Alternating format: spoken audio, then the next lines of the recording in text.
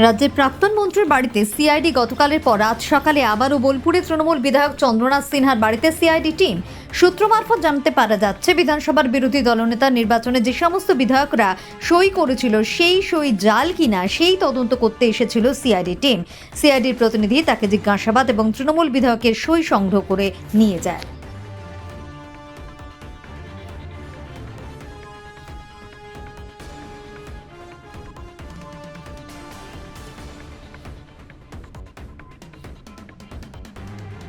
বিরোধী ঘর দেওয়ার জন্য, তাই বিরোধী নেতা নির্বাচন আমরা করেছি কিনা ওনাদের সন্দেহ যে বিরোধী নেতা নির্বাচন অনেক এমএলএ হাজির হননি।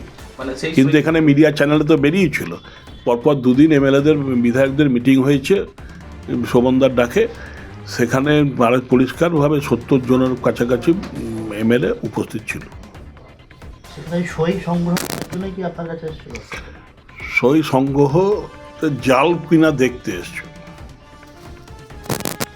তাই আমি বললাম, ওনাদের সাজেশন দিলাম যে এইসব নাটক না করে সোমেনবাবু, যেহেতু উনি সেক্রেটারি বিধানসভার, উনি আমাদের বিধায়কদের ডেকে নিয়ে বললেই পারতেন যে আপনারা শোভনদাকে বিরোধী জনতা চাইছেন কিনা বা কতজন চাইছেন দেখতেই পারতেন।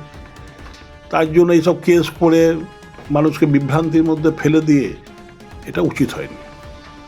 গতকাল এসে আবার আজকেও দেখা গেল। কাল আমি ছিলাম না, রাত্রে ওনারা আর আসেননি, ওনারা বিকেল বা সন্ধ্যের সময় এসেছিল, তখন আমি ছিলাম না। তাই আমি ফিরেছি রাতে 8টায় ফিরেছি, তাই ওনারা রাত্রে আর বিরক্ত করেননি, যেটা ওনারা বললেন, তাই সকালে এসছে।